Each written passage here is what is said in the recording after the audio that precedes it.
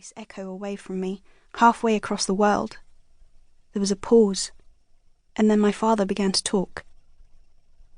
"Wong Fung Ying," he said, and his voice sounded hollow even through the telephone. "Prepare yourself. Wong Fung Ying is my Chinese name. To everyone in England, and usually even to my father, I am Hazel Wong. He only uses my other full name when something very serious has happened, and so my stomach dropped in anticipation. It's a year. Your grandfather. Hazel, you know he has not been well. I'm afraid he has passed on. It happened yesterday. We did not think it would happen so soon, but it has." "Father," I said, "are you sure? Really?" I clutched the telephone, and the mouthpiece trembled against my lip. I felt a rush of impossibility.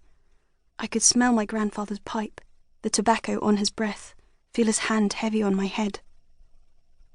"I would not lie to you, Hazel. Now, listen to me and be calm. You must come home. You'll miss the funeral, of course, that will happen next week. But if you leave in the next few days, you'll be here for at least part of his mourning. Do you understand? You can't miss that." "No, of course I can't," I whispered. My throat was full of things to say, but all that came out of my mouth were those words. I remembered so clear and strong I could taste it, sitting next to Aye, watching him peel an orange into segments and pass me every third one. He was too big and important to have gone. It could not be. "What does Ama say?" I asked. "What? Your mother agrees with me, of course. You must come home," said my father, sounding confused. I knew it had been an odd thing to say, but I had to ask. "Now, Matron will arrange your transportation. You'll catch the boat at Tilbury Docks, and it shouldn't take more than a month." "I want Daisy to come," I said. I was rather surprised at myself for being so bold. I had almost not known what I was going to say until it was already being said. But as I spoke, I realized how much I meant it. If I was to come home, if I was to face my mother, a voice whispered in my head, I needed Daisy with me. "Hazel," said my father, sighing. "It's always Daisy with you. A more unsuitable friend for you I couldn't imagine, even if she does appear to be a lady. Do you think she'll be able to manage Hong Kong?" He did not think so, but I knew she could. Daisy adapts to wherever she is, like a brightly coloured lizard. So I took a deep breath and gathered all the bravery I had found on the Orient Express to overcome my father's will. "I'm not coming without her," I said, and my hand holding the telephone receiver trembled even more. My father sighed again and made an impatient noise. "I shall speak to the school," he said. "If they agree, and if her family does too, well, I suppose you may bring her. But Hazel, I do not want you to be silly about this, do you understand? Don't let Miss Wells put any of her wild ideas into your head.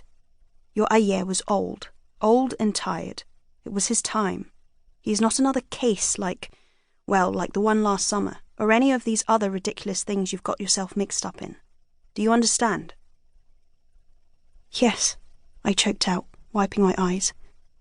I did understand, and that was not why I wanted Daisy there. I did not need her for detection. For once, I simply needed her because she was my best friend. "Good.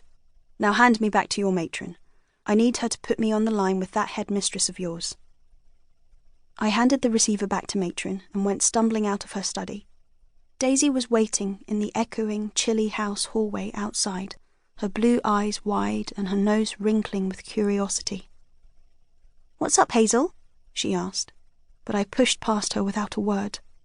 I went rushing up the threadbare carpet of the house stairs and along the narrow, dimly lit corridors to our fourth form dorm. The window was open, even though there was frost on the grass outside, and I wrapped my scratchy grey wool blanket around my shoulders and lay down on my bed, shivering. I knew Aye had been ill, but he was not supposed to die with no warning, when I was not even there. I was supposed to be with him, and anyway he should not have died at all, because he was Aye. He was as much a part of our house and Hong Kong as the columns in our hall, the pond in our garden,